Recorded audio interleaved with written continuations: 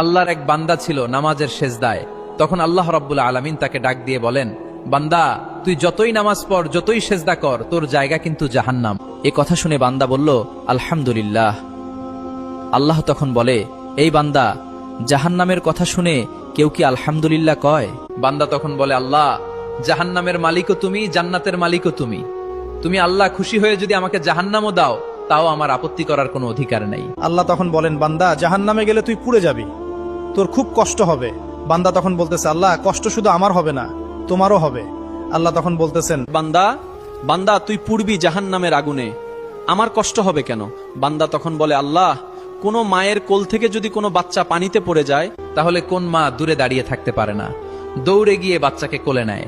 আমার বিশ্বাস ওই মায়ের চেয়ে কোটি কোটি গুণ দয়া তোমার বেশি। আমাকে জাহান্নাম দিলে তুমিও আল্লাহ শান্তি পাবে না। আল্লাহ তখন বলে, বান্দা, এই দলিল তুই কই পাইলি?